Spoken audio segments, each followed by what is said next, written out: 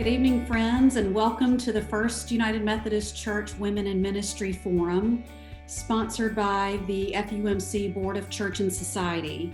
I am Mary Catherine Phillips, your panel moderator. Dr. Jay Cooper had planned to be with us this evening, but when we had to reschedule due to Hurricane Zeta, he had a prior engagement but wanted to ensure that our participants understood his commitment to this panel and this discussion and this women in ministry. Let us take a moment to hear from Dr. Cooper through this video. Hello friends, my name is Jay Cooper. I'm the senior minister at First United Methodist Church in Montgomery, Alabama, and on behalf of our church and society work area, along with our staff, our clergy team, we welcome you to tonight's panel on the role of women in the United Methodist Church. My life, my ministry, my personal life has been blessed by each person from whom you will hear this evening. They are tremendous friends and stalwarts of leadership in the United Methodist Church, and I'm so grateful to have them here and to be a part of this and to learn from them as I have done so for so many years from them. It is no secret that there are challenges that we face in our society and in various organizations about the relationship, the roles of women and the inequalities there. So it is important to have the voices of women around every table, around every issue that we are facing in our society, in our churches and other organizations. And so I'm so grateful that we get to have this discussion here tonight. On a personal note, as a father of two young women, I am so blessed to have the influence of so many, like you'll hear from tonight, influencing my own children. And I hope that they will continue to aspire to great leadership qualities as all of those from whom you will hear. We are so blessed. I don't want to keep talking. I want you to hear from them, but I wanted to offer a word of greeting. God bless you as we begin this time together. Without further ado, here's Mary Catherine Phillips. Thank you, Jay. We are so grateful for Dr. Cooper's leadership on this topic and in our church. Before I introduce our panelists, I'd like to ask our participants to extend grace to those of us you see on screen and those behind the scenes. Sarah McWilliams and Reverend Lucas Tribble are running our audio-visual components, and that's a lot doing that from a laptop versus a professional setup. So give them grace if it takes a second to start a video or come back to the panel. And then as usual, at home with Zooms, you might see a child, pet, or even a spouse in the background. So just go with it and we will do the same. We appreciate your flexibility, especially having to reschedule from last week. So I want to start by introducing our panelists. We have a distinguished group of women who are faithfully serving in different capacities within our United Methodist denomination. Let me take a brief moment to introduce you. We have Dawn Wiggins-Hare. Hi. Dawn is the General Secretary of the United Methodist Commission on the Status of Role in Women. We've got Dr. Olivia Poole, who's the Senior Pastor at St. Luke UMC in Enterprise, Alabama. Hello. Olivia also grew up in First Methodist here in Montgomery. We've got Bria Rochelle, Ministerial Student at Duke Divinity School and former pastoral intern here. Hi. Hi, Bria. We have Reverend Jillian Walters, Associate Minister here at Montgomery First. Hey, friends. And I'm Mary Catherine Phillips, longtime member here, and I serve as the Director of Communications for the Alabama West Florida Conference. So I'm going to go around and quickly let these ladies tell you about where they serve and the first time they encountered a female minister. So I'll go in the order that I introduced you all. So Dawn, I'll start with you. Okay, I am I'm laity, not clergy, so let me say that. Actually, my background is in law, but I work as a general secretary, which is like a CEO of one of the 13 general agencies of the United Methodist Church. Our offices are in Chicago, but I am in Monroeville, Alabama right now, which is my home. The Alabama West Florida Conference is my home conference. And since the pandemic sort of shut down things, we've all been working remotely. So that's where I am. We work at the General Commission on the Status and Role of Women for the full inclusion of women at all levels of leadership within the United Methodist Church, both clergy and lay. And we also work for the prevention of sexual misconduct within the church. So those are kind of the jobs I oversee on behalf of all of you as United Methodists. The first time I encountered a woman minister. Do you want me to go ahead and say that right now? Please. I was in high school, and she was United Methodist. It was Reverend Jean Spikes. I grew up in the Assembly of God Church, not in the United Methodist Church. My parents were big singers, and I was a singer. And somehow, and I can't tell you how we made acquaintance, but Jean was at the First Methodist in East Bruton, Alabama. And I met Jean, who was, I believe, the first woman ordained in Alabama, West Florida annual conference like in the 1970s, when I was in high school. Taking that a bit farther, I joined the Methodist Church and was baptized by a woman, Reverend Libba Stinson, husband and wife clergy couple, actually, but we'll pick the wife part of it since we're on a girl question, woman question. So yes, that's my history with women in leadership. The example has been set by the United Methodist Church. Wonderful, thank you.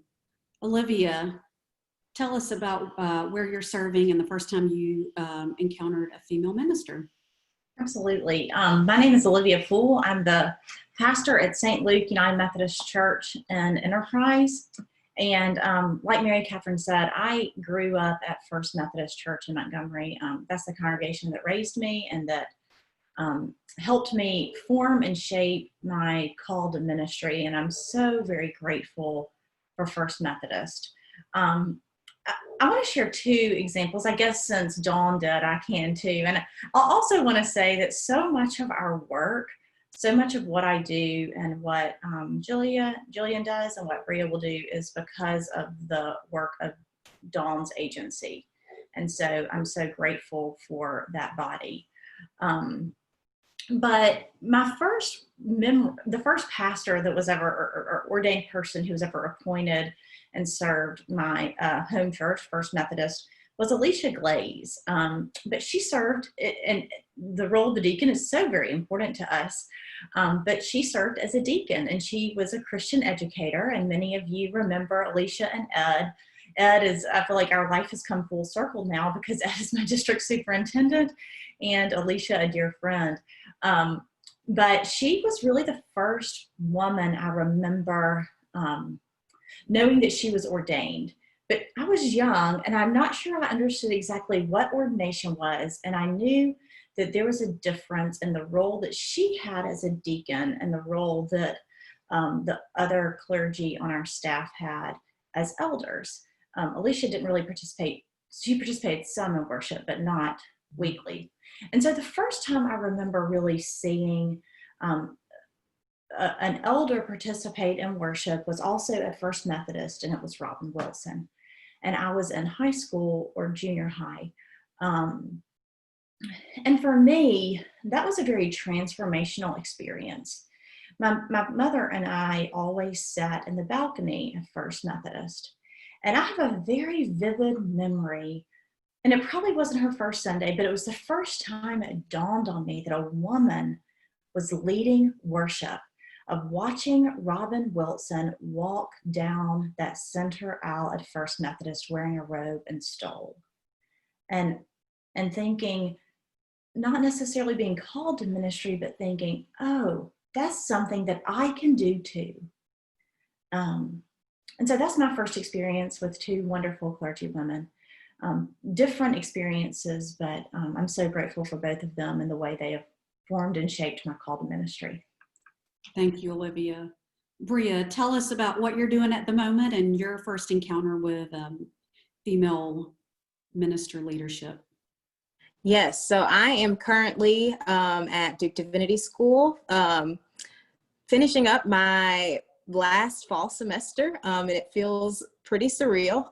Everything's online, but I'm grateful for my classes and the things that I've been learning this semester. I've been attending worship services online and pretty much doing everything virtually. So that is the capacity of things that I'm doing currently. But First encounters, I vividly remember my freshman year at Huntingdon College in the fall of when did I graduate? Fall of 2014.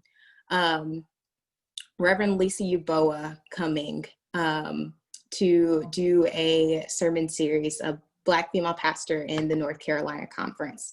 And she was the first female pastor that I can remember seeing preach and taking on the role as a pastor. And I just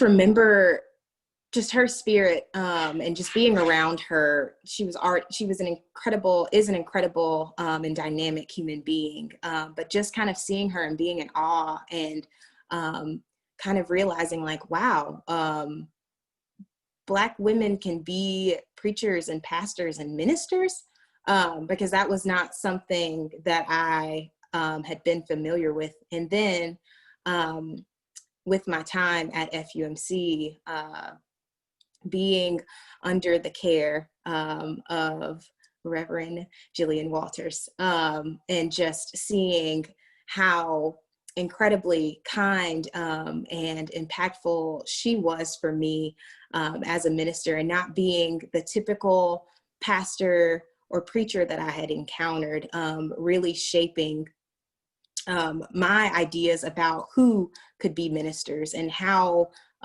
people could be effective ministers. So I really appreciate Reverend Lisa Uboa and Reverend Jillian for the ways that they have impacted my life as my first female pastors. Well, that was a beautiful introduction to our next panelist, Jillian Walters. Jillian, I think people know a little bit what you're doing now, but tell us more and then about your first encounter with a female minister, please. Yes, for our guest here, I'm an ordained elder in the United Methodist Church and serving here at First Methodist in Montgomery, Alabama. As an associate pastor. Bria, it was a gift to be able to work with you as an intern, and I'm so glad you were following your calling now. The first time I encountered a female minister was really at a young age. I'm thinking back to elementary school. Reverend Lynn Nesbitt was the associate pastor at my church. And she was a beautiful storyteller. She would paint a scene with her words that she shared from scripture. And another person who really was formational for me, she was not a ordained pastor, but she was my youth director from 7th to 12th grade, is Leanne Boykin. So those two women really, I think, helped me to be able to discern a call eventually when I heard that calling. And I wanted, as we shared these stories, to share one last story, and I think it's part of the reason we've been sharing these. I have a friend, her name's Christina, and she serves as an associate pastor at a church, and she serves with another person who's also a female minister, so they have two female ministers at the church. And a little boy at the church said to his mom one day, he said, "Mom, you know, I think I kind of might like to be a pastor one day, but I don't know if I can do that." And she was like, "Really? Why, honey?" And he's like, "Oh, can't just girls be pastors?" Because that was all that he had known. And so I think it's important to visit this question, because what is modeled for us shapes us. So that's been kind of part of what's been fun, hearing your stories and how you've been shaped. That's a great story. Everyone cheers on that one. Okay, we have a poll question that we want to ask our participants. And it should pop up on your screen there. When was the first time that you were introduced to a female minister? As a child, as a teenager, as a young adult, and older adult. So if you are a participant, you can select one now. Okay, so 38%, you can see the results there, 38% of you as an adult. But after that, it's kind of all over the place between being a child, as a teenager, as a young adult, or as an older adult. So that's promising that that people are introduced to this at varying ages. We're going to move into some specific questions for our panelists, and different panelists will take certain questions, and sometimes multiple people will answer a question. So as we begin, the occasion that we initially called this panel together was to commemorate the 100th anniversary of women's suffrage. So Dawn, can you tell us a little bit about how women played a role in that marquee moment? Absolutely. I am so honored. This has been an exciting year, and tomorrow is a big day. I have not voted yet, but I'm going to be there. So I do think it's something we take for granted, like many things in our lives. But this year, 2020, with all of its craziness, has a moment of commemoration. We're using that word rather than celebration in some ways, because this is the 100th anniversary of the ratification of the 19th Amendment. And I'll be sharing the actual wording of that with you in a moment on a slide, but not yet, because I want you to know 3 dates. 1848, let's put a pin in that one. 1920, let's put a pin in that, 72 years difference. And then 1953, 33 years difference. I want you to put a pin in those 3 dates if you're from Alabama. 1848 was the Women's Right Convention at Seneca Falls in New York. I had the occasion to go to Seneca Falls 2 years ago with Bishop Hope Morgan Ward, Bishop Sue Halpert Johnson, and a group of Commission on Status and Role of Women, the local annual conference group from North Carolina, and some from women from Mississippi, where we visited the National Park, which is the Women's History Museum. And let me just tell y'all, I don't care what town you are from or how big or how little, Seneca Falls is about that big. It is teeny. But the place where the meeting was held in 1848 was the Wesleyan Convention House, or Wesleyan House. There is Methodist roots in the very meeting place of the first Women's Rights Convention. And when we were there, one of the things that's so cool is that if you know about changes in law in Alabama, if you've heard the name Lilly Ledbetter, which was, there was the Lilly Ledbetter Act, which sought for equal pay for women that that President Obama signed. There's an actual copy that he delivered to the Women's History Museum in Seneca Falls that is there in honor of Lilly Ledbetter. So that's your reading and research later on. But back to Seneca Falls. Frederick Douglass was there. All of the huge women of the time that were starting this convention, but they worked tirelessly. I mean, I am 63 years old. It took 72 years, longer than my lifetime. Now, can you imagine working for something for that long? There was only one person that was at the Seneca Falls Convention who saw the right to vote, the 19th Amendment, get ratified and passed. Wow. One person. I will commend to you, I told you it was 1920. There's a wonderful book called The Women's Hour, which talks about how after the 19th Amendment passed by Congress, it had to be ratified because it was a constitutional amendment by 36 states. It had been ratified by 35, and most of the southern states said no, including our own Alabama, voted against it. It came to Tennessee, and as legend goes, but is actually true, it was a 24-year-old, his name, Tennessee representative from the House of Representatives, Harry T. Byrne. And you would love the book, The Women's Hour, because in dramatic fashion, it brings this out. Harry's mother had written him a letter. And in that letter, she had asked that he do the right thing and that he vote for his mama, a Methodist, for his mama, to have suffrage, for her to be able to vote. And when they did the roll call in Tennessee, our neighbor to the north, Harry, this 24-year-old, voted for his Methodist mama and said, aye. And the 19th Amendment was ratified. That's powerful. But do you remember I gave you a third date? It was not ratified by the state of Alabama. Now, women got the right to vote after it was the official law of the United States.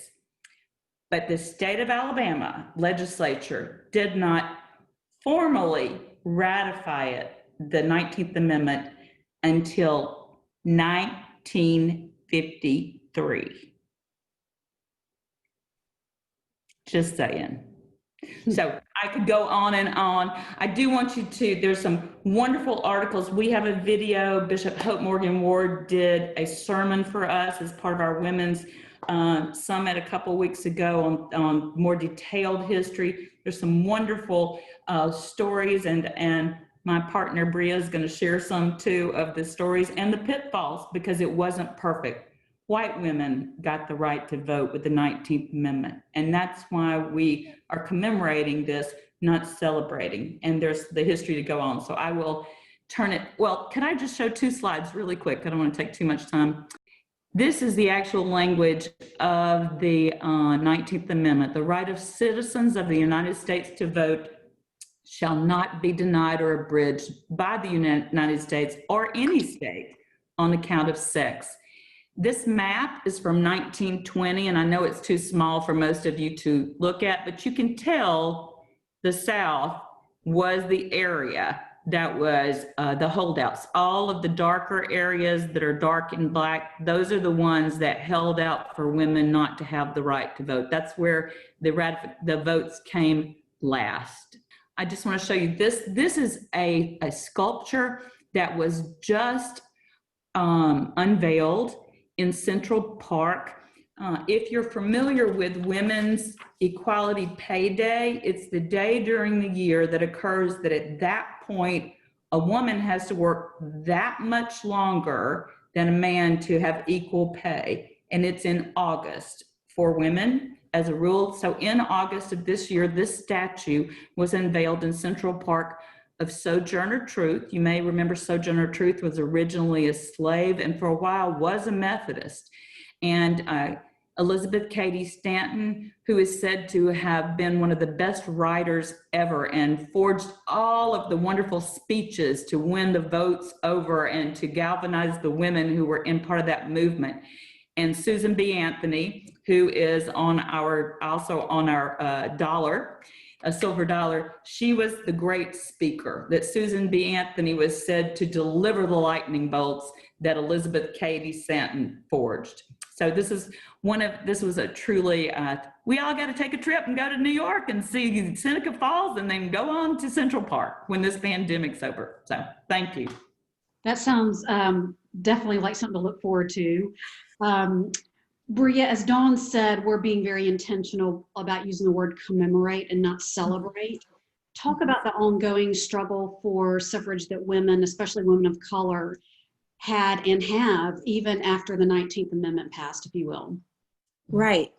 So the passage of the 19th Amendment, the ratification of the 19th Amendment in 1920 largely did not impact women of color, did not impact Black women, did not impact Native American women, Asian American women. Some for reasons of the inability for Asian Americans and Native Americans to get citizenship in the United States. Native Americans were often in that time considered wards of the United States because they were still affiliated with their tribal nations. And there was a huge effort for them to assimilate into US culture. And for many women like Gertrude Simmons Bonin, who was a huge voting rights advocate, she was not included when the 19th Amendment was passed because she was technically not considered a US citizen. And another wonderful, wonderful person, a Chinese American, Mabel Ping Hua Lee, was also an incredible women's suffrage activist who would, because of exclusionary, the Chinese Exclusion Act and discriminatory laws that prevented Chinese immigrants from becoming citizens in the United States, though she advocated for women's voting rights, she was not included in the passage of the 19th Amendment. And also amazing people that we've heard their names: Ida B. Wells Barnett, Mary Church Terrell, Nanny Helen Burroughs, all of these dynamic Black women who were huge voting rights advocates, and also huge racial justice advocates, were often pushed to the side in the wider narrative of the voting rights women's suffrage story. Their stories are pushed to the side, and often we hear Susan B. Anthony's name and Elizabeth Cady Stanton's name. And I honestly was not very aware until recently just how impactful folks like Ida B. Wells and Mary Church Terrell were in the women's suffrage movement, because often they are not mentioned in the wider narrative. And it's not in, even with the resistance to include them in the larger narrative and in the larger movement, even through segregated women's marches, even through the resistance of governmental policies or a lack of governmental intervention in Jim Crow states and other places that employed voter suppression tactics like poll taxes and literacy tests and grandfather clauses and racial terror lynchings. Even through that, these women resisted and they persisted and developed all of these different organizations, and they organized very well, and they pushed through. And with the passage of the Voting Rights Act of 1965, these rights, the voting rights that should have been conferred upon these women, everyone was equally accessible, or voting rights were equally accessible for everyone. And so it is a story of persistence. It's a story of resistance in spite of a continual batting down of the humanity and the dignity of these women, especially women of color. And we see these things continuing to happen today, unfortunately. Right now, recently there was a case that the ACLU in Florida is fighting for a woman who had felony charges and served her time and should have been able to vote. And there came a lot of pushback and kind of suppression with bringing up essentially taxes and things that she needed to pay before she was able to vote. And so the ACLU argued that this was a modern day poll tax, and it was not constitutional for you to, it's unconstitutional for anyone to have to pay essentially to vote. And so we see these things continuously happening, unfortunately, but even with this, there's always resistance, and there are people continuously fighting, even today in 2020, to have the right to vote. And I just think about myself now, and kind of, being born into a situation where voting for me was just kind of a given. I've been so nonchalant about it for a while, but like this year really just hit me like, wow, like I'm studying the history and like this is something that that is really, really, really important, and something that I would not have had the opportunity to do had it not been for these incredible women continuously resisting. And like even folks like my parents who were not born into having this right. So I am constantly in awe, and I encourage you to vote if you have not.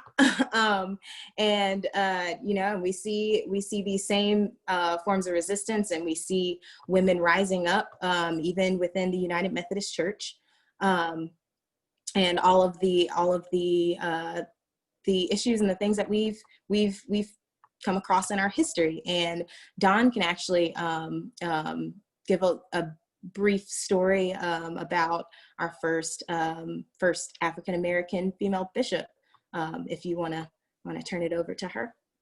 Thank you, Bria. That was some very relevant points that I'm glad that you brought up. And yes, tomorrow feels very different, I think, for women of color, all women. I was going to go to the polls at 7 a.m., but I decided I'm going to wait until I pick up my little girl, because she's been asking about it and obviously knows a little bit about what's going on. And I think we've had discussions about how women haven't always been able to do this. And so it's kind of piqued her interest, and we might have to wait longer and take bag chairs, but we're willing to do that. And I think she needs to see that even at the age of 8. So yeah, Dawn, walk us back through this timeline.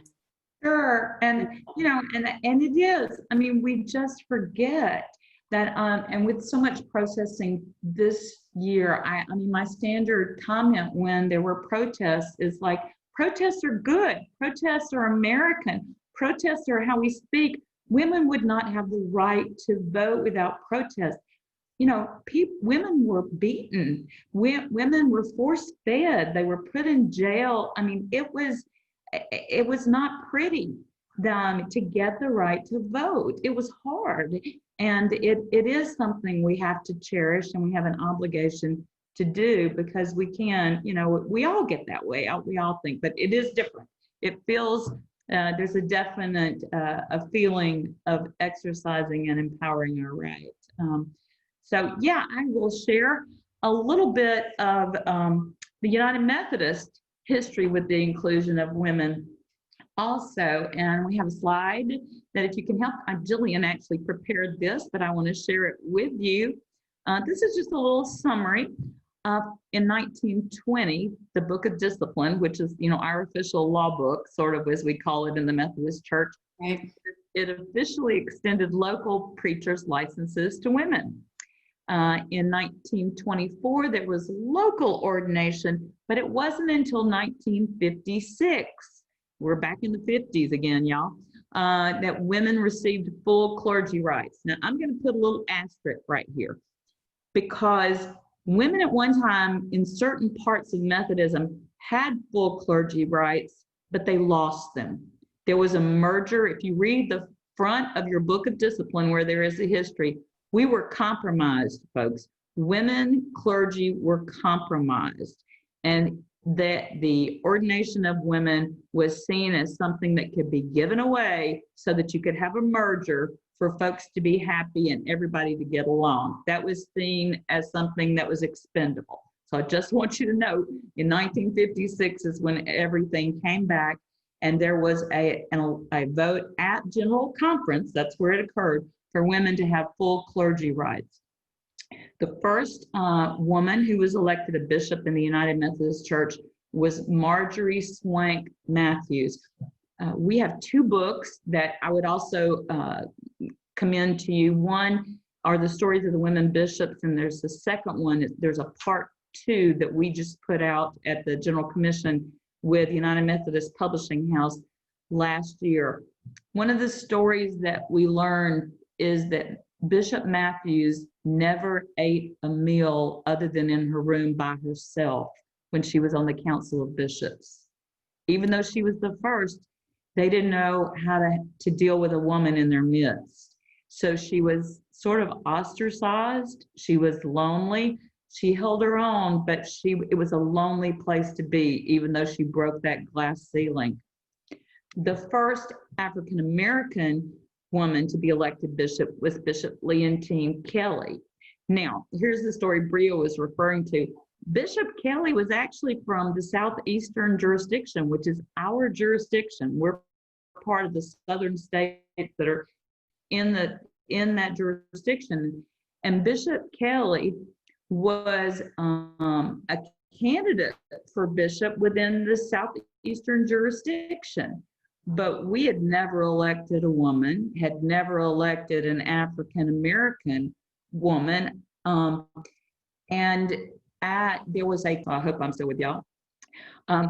There was a call from across the United States when it was obvious she was not going to be elected in the SEJ at Lake Junaluska, that if she could get to a different jurisdiction, there were several jurisdictions because she was so incredibly qualified that wanted to elect her.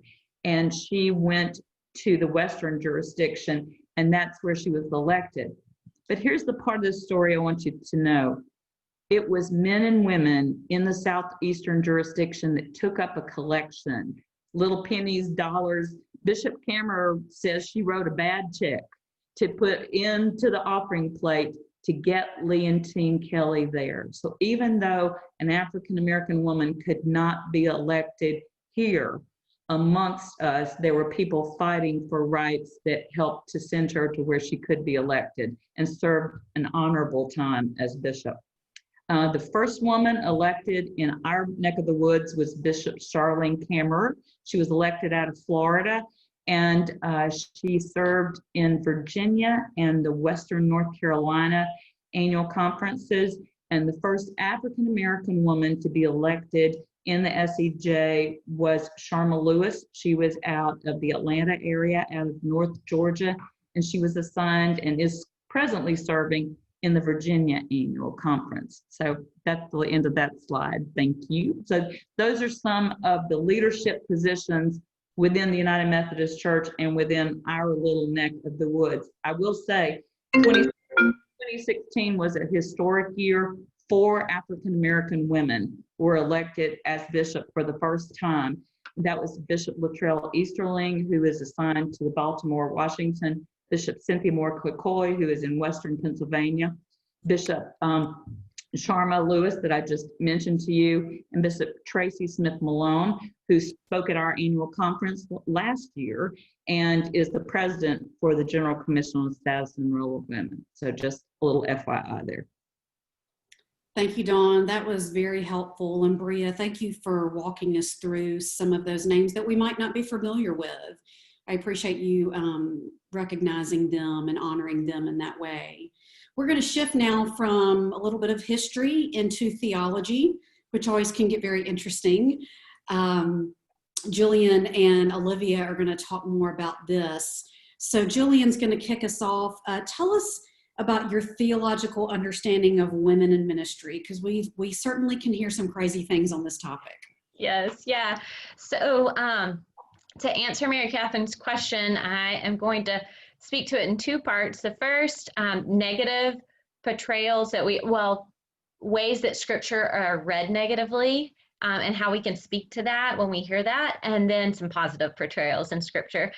Because I don't know about you growing up, I saw women in ministry, as I shared earlier, but I didn't know how to articulate why women should be in ministry and how to answer those questions when people named passages in scripture. So we're going to talk about some of those. The first that you may have heard that I'm going to share is Genesis 2:18. Then the Lord God said, "It is not good that man should be alone. I will make him a helper as his partner." So usually when we hear this passage used saying that women shouldn't be in ministry, we hear people say things like women are the helpers, they're just an afterthought, they came second. Well, that is looking at just one of the creation accounts. There are 2 creation accounts in Genesis. A lot of times people don't realize that. And then the first, women and men were created at the same time, equal in the image of God. And even here in the second account that I just read for you, when it says, women, I will make him a helper. That word helper comes from the Hebrew Ezer. You may have heard the song Here I Raise My Ebenezer. Ezer, that Ebenezer means stone of help. And Ezer, that Hebrew word, means helper, as I just mentioned, but it doesn't signify a weaker individual, but it signifies a strong individual coming to the aid of someone in need. So when that word is used in Scripture, it's used 21 times. 16 of those refer to God coming to the aid of God's people. So I'm not trying to flip the script here and say that women are greater than men, but I am saying that this term "ezer" should not be used to make women seem less than men, and that's often what happens with this passage. It's a term that's used to describe God, so it's not a belittling term, obviously, that shows women as less than men. It is a term of somebody that is caring for, and here, really shows God, this powerful God who we see as all powerful, coming to the aid of the Israelites. So that's one way you can speak to that passage. Another one that probably you've heard before is women should be silent in the church, and they're quoting Paul from the book of Corinthians. But a little context to that passage. A lot of scholars think that what's going on there in that passage is Paul is speaking to a particular context, because a lot of times not everybody spoke the same language. Different tribes spoke in different languages, and there was the language of the educated who could read and write. And so some scholars think that what was happening in that text is the preacher was preaching in a language that the women did not speak. And so they had questions, and they would turn to their husbands and ask questions, and the din in the church was growing. And so he was saying, wait until afterwards and talk, because it's disrupting the service. You can look back earlier in that very same book and see that Paul obviously doesn't think women should always be silent, because he talks about women who pray and prophesy they should not have their heads covered. That very same letter, Paul is talking about women speaking in the church. You don't prophesy with your mouth closed. You're speaking to do that, right? So you can see that it does seem that Paul is speaking to a particular context. So a few positive examples, because there are many, of women in Scripture. I've got a slide, if y'all could share it here. So ladies, thanks for being the first to witness and report the resurrection, and we'll take it from here. So it's got the women and the men here on the side. Just a little tongue-in-cheek fun, because the gospel accounts, right? And all four accounts, who were the first to proclaim the good news? But the women at the tomb. Jesus sends Mary, and he says, go and tell the disciples that I have risen, that I'm not in the tomb, that I've risen. What does it mean to preach the gospel? It's the good news that Jesus is risen. So they were called to be the first preachers. Then you continue on to see other examples. Mary, the mother of Jesus, her call follows the call of the prophet, just like Moses is in the Old Testament. You see call, assurance, acceptance, the task is given. Hers looks just the same as Moses's. And so you see Luke trying intentionally to portray her, I think, in the way he writes the story, as a prophet. And what does a prophet do but bear the word of God? Now, she very literally did that, right? Then we've got Mary, the sister of Martha. We've got a lot of Marys, right? Mary, the sister of Martha and Lazarus, sat at the feet of Jesus. You probably remember that story of Mary and Martha. She's sitting at Jesus's feet, and Martha gets upset. Well, in Jewish culture, to sit at somebody's feet was not just, it didn't mean to exhibit this like dog-like devoted kind of posture. It meant that you were their student. You were somebody's student. So to sit at the feet of a rabbi was what you did if you wanted to be a rabbi yourself. And Jesus was not only saying it was okay, he was encouraging her in that calling to sit at his feet, to become a rabbi. And then lastly, the last thing I wanted to mention is Paul. Paul is usually the one that's quoted to say women can't be in ministry. Paul was empowering and sending out lots of women in leadership in the church. Let's see, there are 12 that he names as co-workers with him in the gospel in his letters. There were 4 women who led churches Chloe, Nympha, Aphia, Lydia, they were leaders of house churches. And back then, house churches were the only kind of church there was. So, that wasn't saying it was anything lesser than. So we see throughout Scripture positive examples of women being empowered and called and led into ministry. Thank you for those great examples. Olivia, I would love for you to expand on that. And also, what do you say as a female clergy person in our denomination to somebody maybe in another denomination, or maybe someone who's new to our denomination or not new, that still says, well, it's not biblically correct for women to preach, teach, and lead congregations. What is your response to that?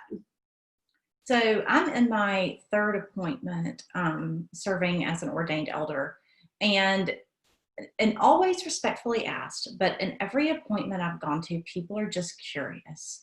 And they're curious about how they can answer their friends, mostly when their friends hear they have a new pastor and she is female. And so a lot of what I've shared with them is a lot of what Jillian has gone over, but I'll go over some additional information that I share. Mm-hmm. But then also, one of the things that I have noticed in my course of ministry is those questions are normally a brief season. It's normally my first few months. And they quickly stop because the congregation begins to see me not as a female pastor, but just as a pastor.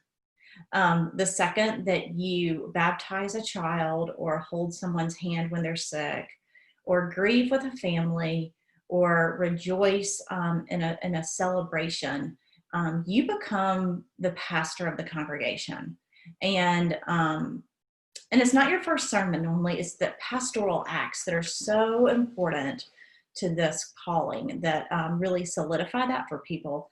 And that's just my experience. But one of the things that I often talk about, because this is normally more often than not is in really brief conversations, come almost in passing, although occasionally I certainly have people who want to make an appointment and come to my office and we'll go into greater detail about it. But more often than not, it's just like, I have some friends who are normally Baptist, and we love our Baptist friends, but normally Baptist. And I just need to know what to say because they're throwing all this scripture out at me, normally the ones that Jillian shared when she began. And so how do I respond? We're so glad you're here, but how do I respond to this? And normally I go over a lot of the scripture that Jillian also went over, but then also always point to John chapter 4, because the woman at the well is a very interesting story to me. And the other thing that I encourage clergy and lay people alike is when they exegete or interpret scripture or read scripture, that they read it through the lens in which it was written first, and then through a modern day lens. And so the story of the woman at the well is a very interesting one, because Jesus would have never taught, as a Jewish man, Jesus would have never taught to a Samaritan woman. And then often we really get caught up in our stories about the woman at the well on her husbands, right? If you'll think back, I know many of us are familiar with that story. If not, go back to John chapter 4 and read it after this webinar. But Jesus says you have 5 husbands, and the man that you're living with now is not your husband. And so when we get caught up on that part of the scripture, and that our interpretation is very inaccurate. She's living, we believe, in a Levirate marriage, which Gail O'Day and Susan Howland have very well explained in their book on John, a wonderful scholarly book. A Levirate marriage, just for those who don't know that are listening, is where in the Old Testament, you're married to somebody, your husband dies, you get married to the next male relative, right? That becomes your husband. That husband dies, you're married to the next closest male relative. Do I need to keep going? I don't think so. So what she has experienced is that the man that she's living with has refused to marry her, which is a sense of shame, which is why she's at the well in the middle of the day, not because she's been married multiple times and divorced, not because she's living with someone that she's not married to, and our modern understanding of that in the church.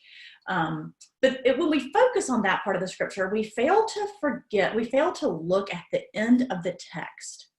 And at the end of the text, the woman at the well has been so transformed by this encounter with Jesus that she goes and tells others what she has seen and heard and experienced. So she proclaims, she preaches, right? And when she does that, the community doesn't look at her as someone who has been shamed because the man that she's living with has refused to care for her and marry her under this understanding of a legal right marriage. Instead, they want to meet Jesus. And they leave their town and they go meet Jesus, and then they invite him to stay with him for a few days. And those in the community begin to follow Christ because she proclaims, because she preaches the gospel, right? Additionally, I think that Mary Magdalene is always a wonderful example. I have no idea how you preach the story of the resurrection and look over the first woman to proclaim the risen Lord. I don't think it is possible. But then also, I think that we have to look at our church history. And our church history is so important to understanding some of those very problematic texts, but then also understanding how women have been written out of church history. And so when you look at the movement of the church, I love that Jillian shared that these churches were originally held in people's homes, and women were the dominant figures in the private sphere for most of Roman life, right? There was this public sphere and this private sphere. The public sphere was out in the public square, outside the home, and the private sphere was inside the home. And so women lead the congregations, women lead the churches when the church is part of the church home. As the church grows and as more and more people become followers of Christ, the church then makes this shift in the Roman Empire from the private sphere to the public sphere. And that begins the moment where we see women become written out of history. Additionally, with that, the reason the church did that is honestly, from all that we can tell, is so that the Christian movement, which was pretty criticized by the Roman Empire, right? We all know some of those stories. But the reason they did that is so that the church could become more palpable to Roman society. And so men become the leaders of the church, not for a theological reason, but almost for a socio-political reason in ancient Rome. There is a wonderful book about an apostle named Thecla, who is a really interesting character that I have found very fascinating. And Susan Hyland wrote the book. She's a professor of New Testament at Emory University, Candler School of Theology. And I would encourage anyone to read it if you're interested in the history of the women in the early church. It's called A Modest Apostle, Thecla and the History of Women in the Early Church. And it is really interesting to see how she works within the public and private sphere to lead. But then we also know that women have often been written out of history, not only in the more recent history of the church, but certainly in the early church. So going back to what you say, what do you say to those who say it's not biblically correct for people to teach, preach, and lead congregations? I normally point to scripture. I normally don't go into a history lesson on the early church movement unless they come and sit in my office and they really want to know, right? And sometimes, how much time do you have? And sometimes we do. But I normally go to scripture, John 4, John chapter 20, the passages that Jillian mentioned also. And then I always mention Acts and the pouring out of the Holy Spirit, because Acts is very clear that the Holy Spirit is poured out to men and women. And the scripture is very clear about that. And so I always mention that. But then I've also found that when people ask that, if they give me a few weeks, if they let me be their pastor, then those questions really disappear. And I'm able to lead and love the congregation and serve faithfully. Thank you for that, Olivia. Yes, I think all of our clergy women, their actions can speak louder than any words by the way they serve and love and really are pastoral to their congregations. We've got a video that we're going to show here in just a second from the North Carolina Conference, and there have been similar videos produced. I believe the Lutheran Church did one. There might have been one from the Episcopal Church. Reverend Stephanie Arnold and the North Alabama Conference at First Methodist of Birmingham produced a similar video. So you might have seen something like what you're about to see, but it's the first words that come to mind when I think of it are sobering. There's a tad of humor, but it's not really that funny. It's kind of that nervous humor. The video we're going to watch is about 7.5 minutes, but we're only going to watch about 3 minutes of it because you'll get the point of what they're saying. So Sarah, let's pull that video up.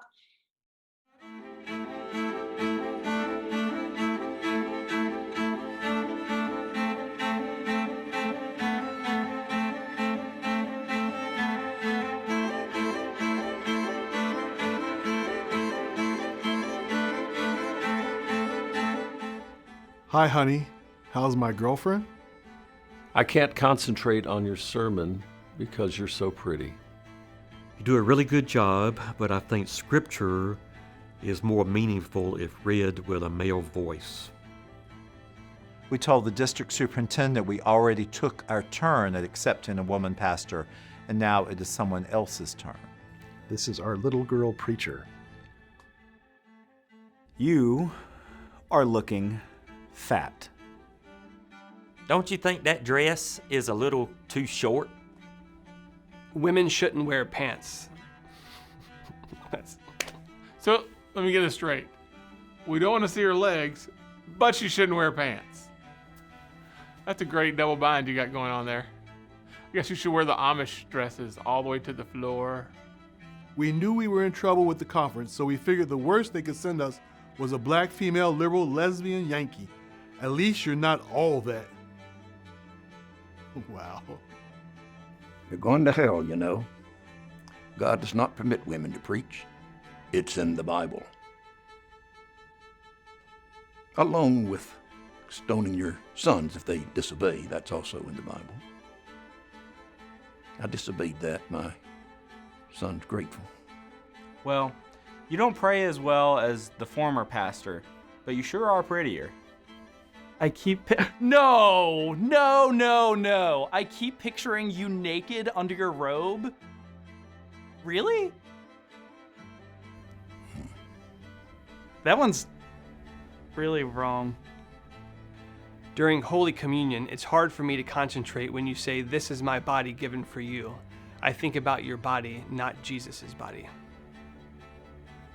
No offense to you, but when you leave, we are asking for a male pastor. We need the male presence. Not that we don't like women pastors, but we've had 2 in the last 5 appointments. Women are taking over the church. Most of our churches would die if women weren't working in the church. When you walked in for the introductory visit, we thought you were the pastor's wife and kept looking for the pastor. The wedding service was so personal and so religious. You put God in the service. But you could never be my pastor because you're a woman, and we know that God doesn't want women to be pastors. Well, they will just let anybody preach these days. Well, including this pastor. Oh. If God can use a donkey, I guess he can use women in ministry. He can use you too, buddy. You will never be successful in ministry. You aren't from Eastern North Carolina, and you are a woman. If more men would step up and do what God was calling them to do, we wouldn't need the weaker sex to preach. A Methodist said this? Better be careful eating so much. Don't want to lose that schoolgirl figure. They don't say that to me. They're like, Pastor, you want another one? I've never met one of you. Is this something you felt God calling you to do, or was it really just something you wanted to do? I've never met one of you. They're an alien. It's like, oh, you're a special species. I've never met one of you. Like women? Is this something that you felt God calling you to do, or is it really just something that you wanted to do, wink? Oh, is this something God's calling you to do, or do you just want a job where people will question every decision that you make and double the questions because you're a gender? I don't know. I would think you would only do this if you're called to do it. I usually don't say this to a minister, but you are really cute.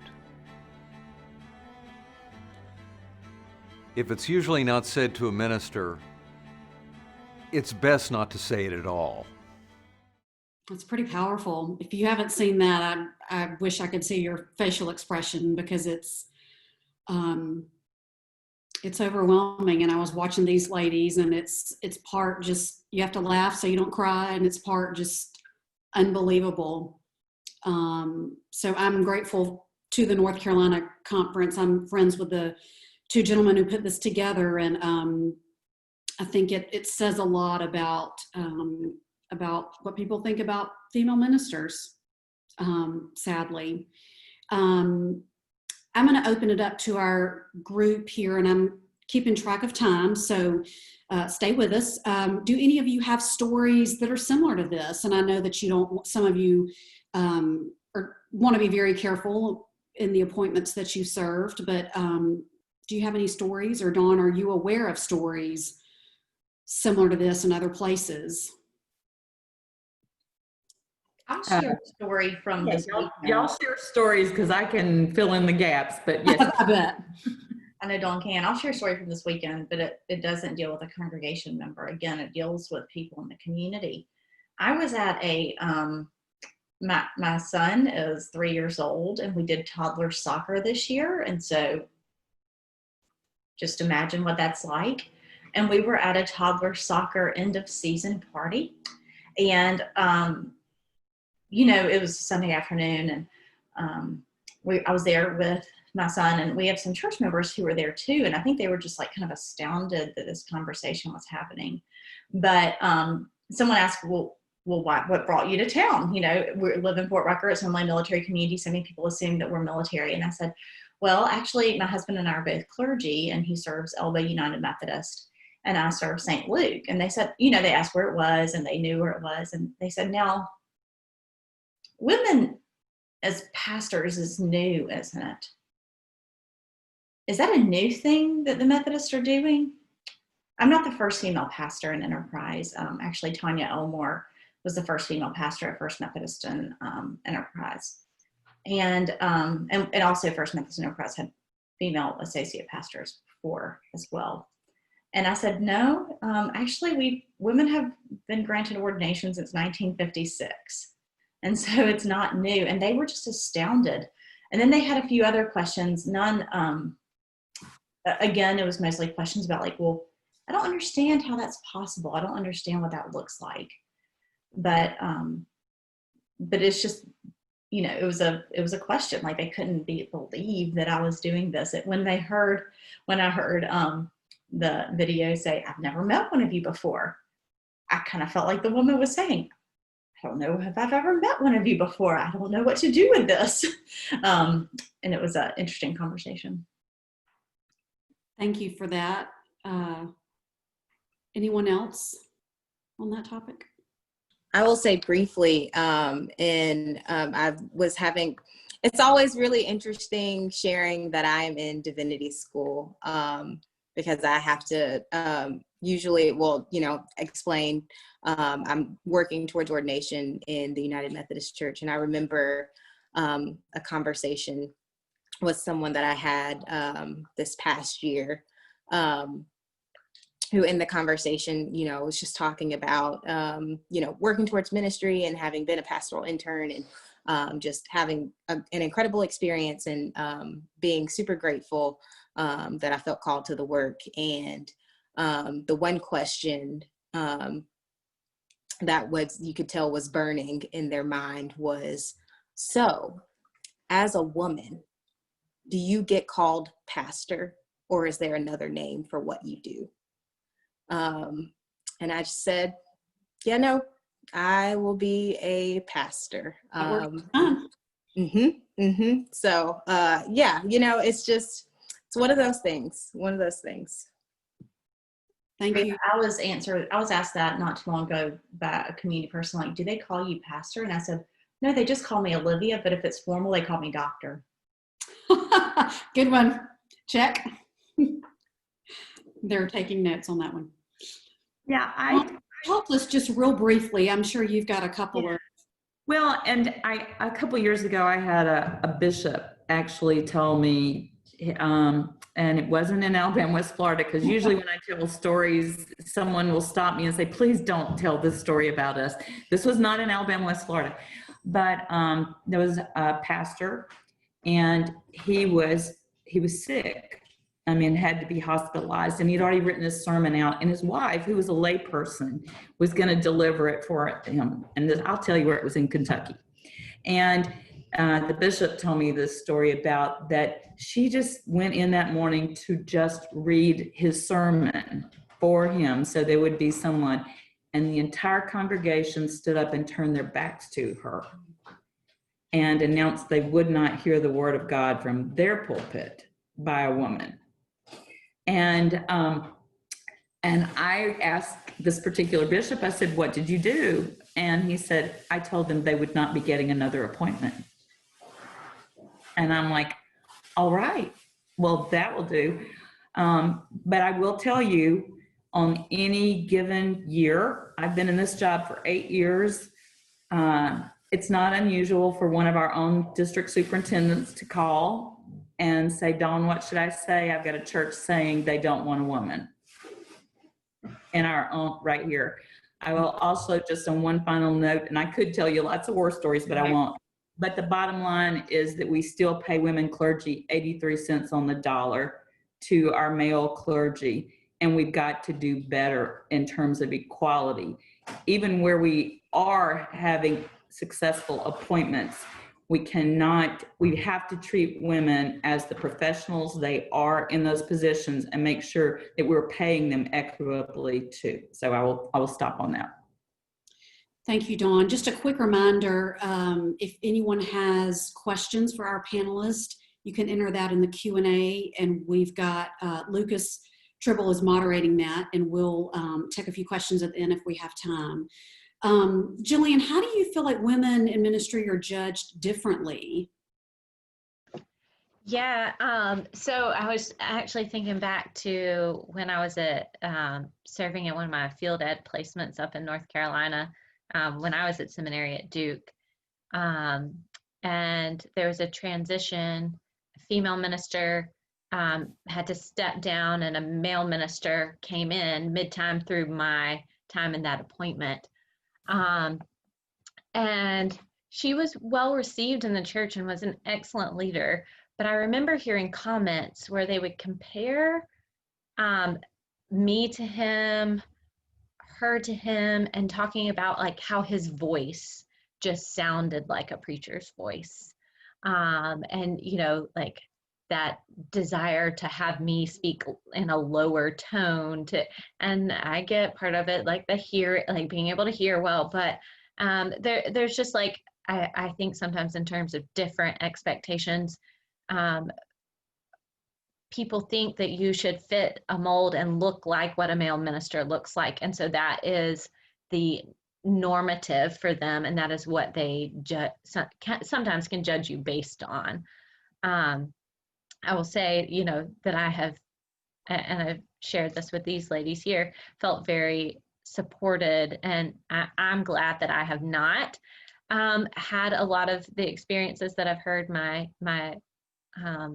colleagues and friends share with me, but you still just do hear, you know, these little pieces here and there, like, oh, if, you know, just the tone is different and things like that. So just kind of speaking to that question of, I think that's what you ask, how are we sometimes judged differently? Yes. It's not necessarily in overt ways. Sometimes it's just subtle. Bria, one thing, thank you for that, Jillian.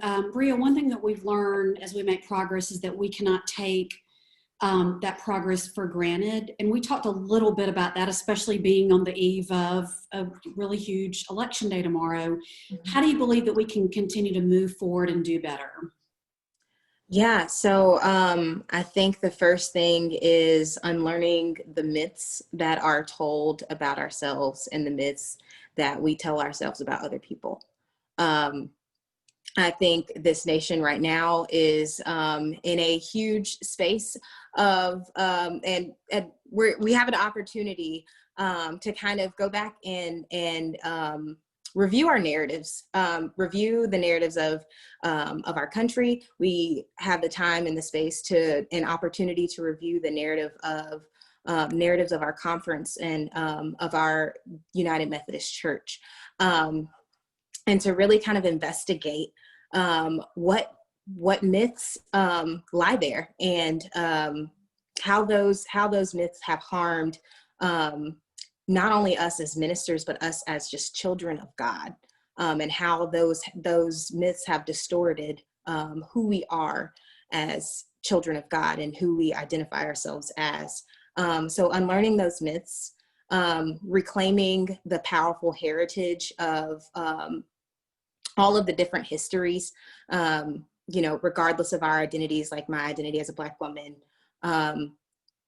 Those histories are also your histories, and they're also the histories of our church, and they're also the histories of our nation.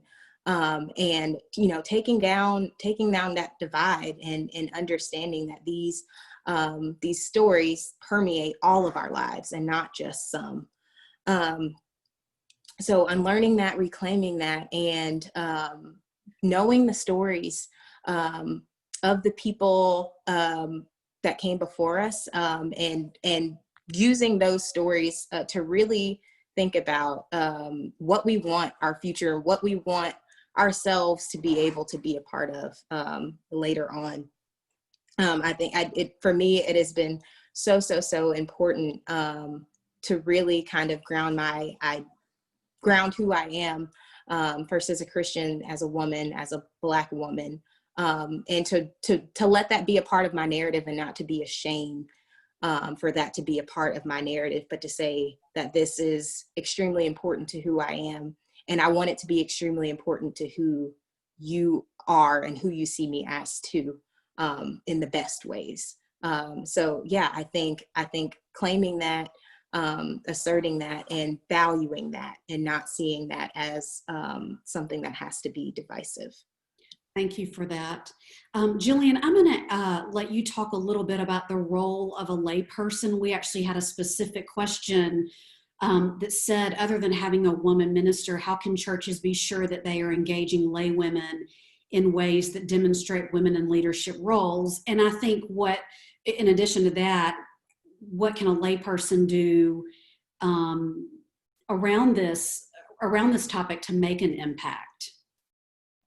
Sure. I'm going to kind of link back your question before with this one too, because I thought of something, a story.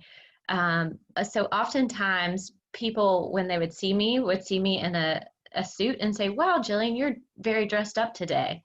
I promise you, I've never heard anybody say that to Lucas J., Jeremy Lawson, anybody. But when we go on hospital visits, we were out visiting together one time, and they said, "You must be a preacher," to one of them. And they said, "You just look like a preacher." Again, never gotten that comment. You just look like a preacher. So I think one of the ways that our laity can support women in ministry, but also that's not just ordained women in ministry. We are all called to be in ministry. I teach our confirmands that they're all ministers of the gospel.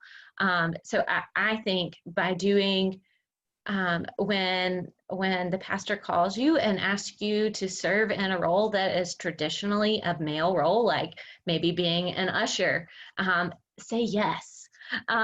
Maybe if you haven't been called because the same people are continually ushering, and that's wonderful that they've been committed to that work, but just go ahead and volunteer and say, "Hey, I'm willing to help," and find a place in leadership in some of those traditional, often seen as traditional male roles.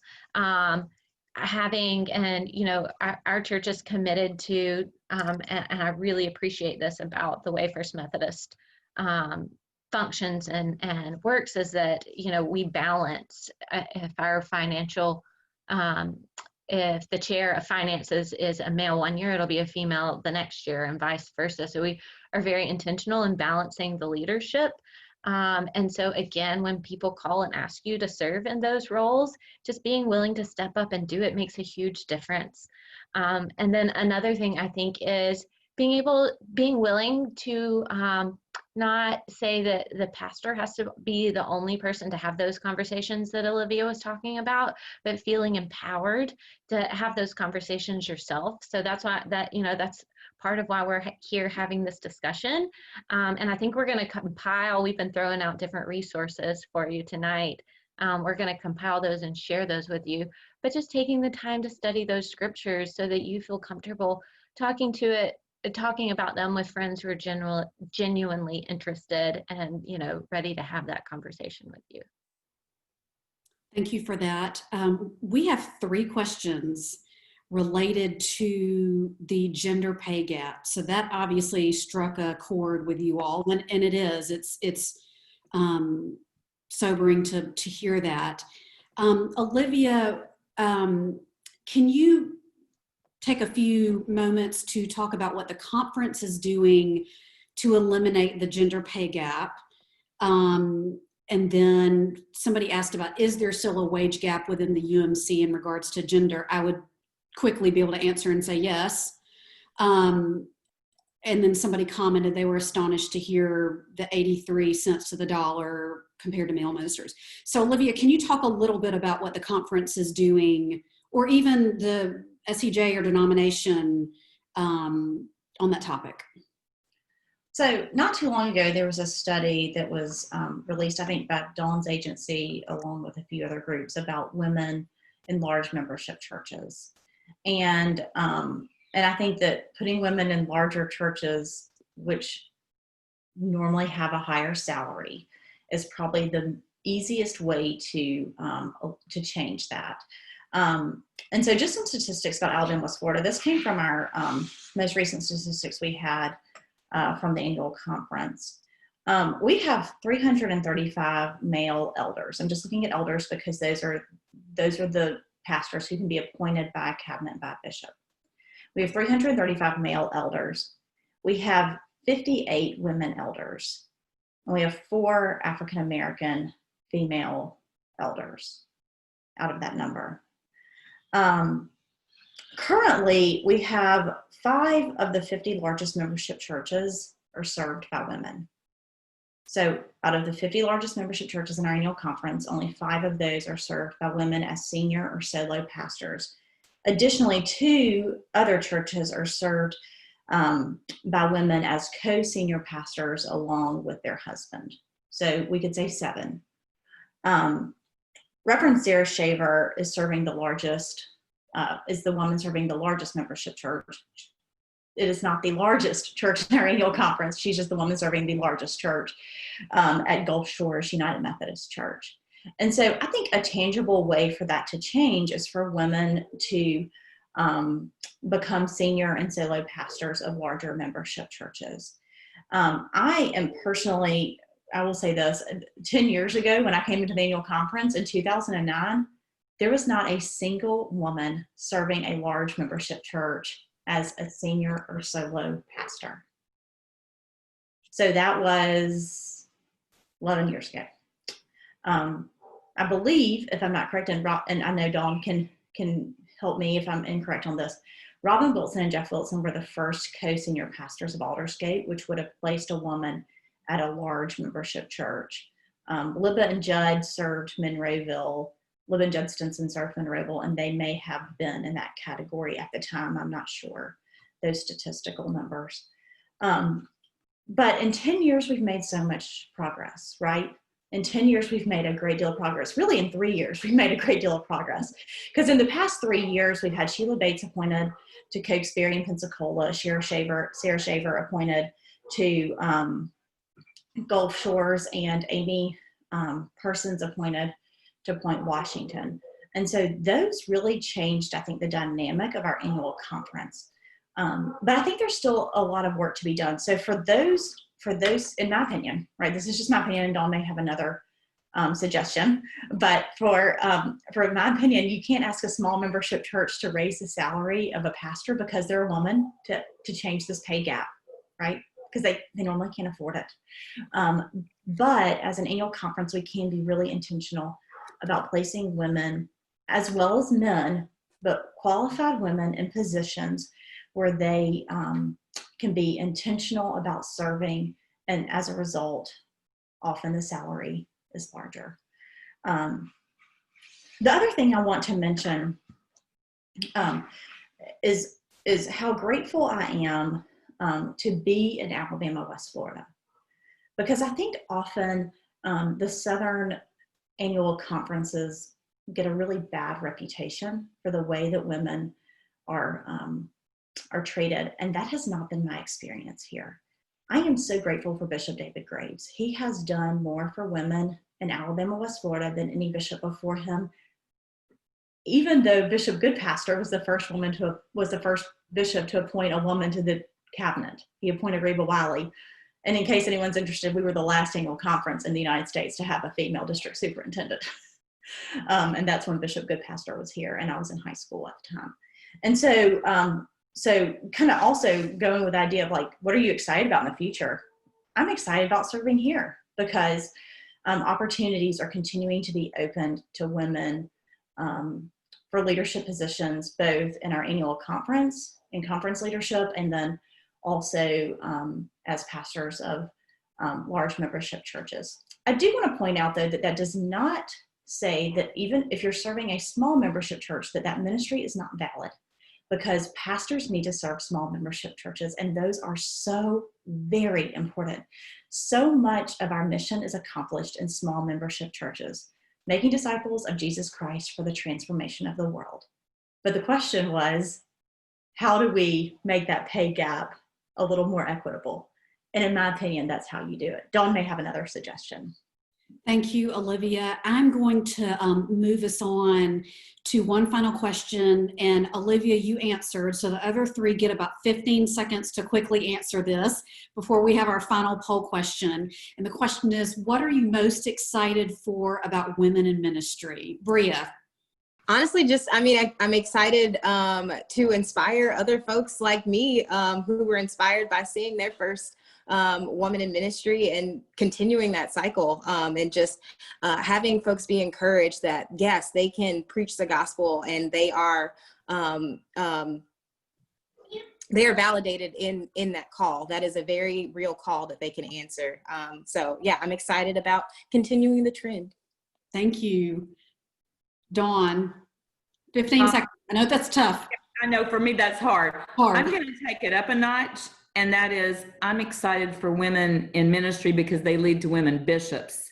And there is a tremendous difference in the leadership of women, especially with taking sexual misconduct seriously, of going in, forming response teams, of forming policies, and it has been wonderful to watch as our women have been elected and appointed across the church. And so that's what excites me, is an increase in qualified, thorough, called women who are wonderful leaders and lead us in the episcopacy also.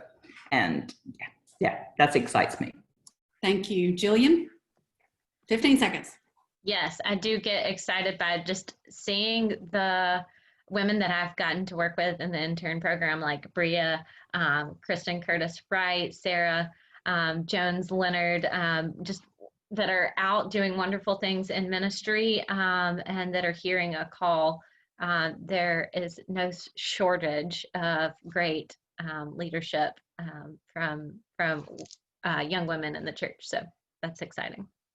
Thank you. We have one final poll question, and it's to help the First Methodist Board of Church and Society know what you need as a participant more. So Sarah, if you'll put up your final poll question, the question is, what do you need to further this discussion in your setting?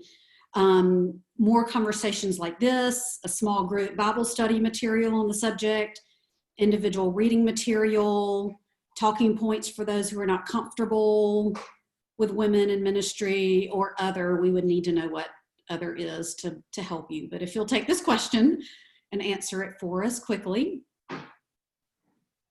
Okay, so it's trending that the top 2 are further conversations like this, which is not surprising, and talking points for those who are not comfortable with women in ministry. And I believe Olivia and Jillian talked about that with, empowering yourself with the scripture to be able to understand and respond to someone.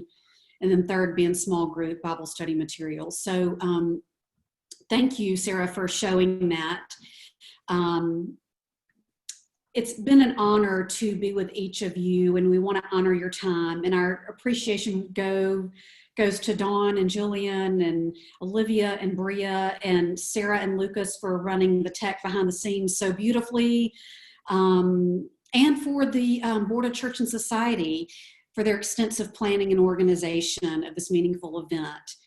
We do hope to do more discussions like this in the future, so I hope you'll join us for that. If you'd like to contact somebody on the board, you can reach out to Sue McKinnish. She's the chair, and her email is Sue H. McKinnish, that's SUEHMCINNISH @gmail.com. And I believe Lucas will be sending out the resource sheet that we mentioned that has some of the books and links that we showed in a follow-up email with the email address that you used to register for this event. So watch for that in your inbox. Jillian, if you don't mind closing us with a brief word of prayer, and then we'll be done for the evening. I'd be glad to. Please bow your heads in prayer with me. Gracious God, I give thanks for these women who are gathered here, colleagues in ministry of your gospel, of your good news, for each face that we have seen, and for those behind the screen that have been listening tonight. We give thanks for this time to gather together. We give thanks for Mary, the first to proclaim the good news. And we pray that you help us, all of us, men and women alike, to follow in her footsteps and to proclaim the good news of your Son, Jesus Christ, who is our Lord. Amen. Thank you all. And as a reminder, this was recorded. And if you'd like to go back and watch it or share it, Lucas can help you with that link. So thanks to everyone, and have a wonderful evening.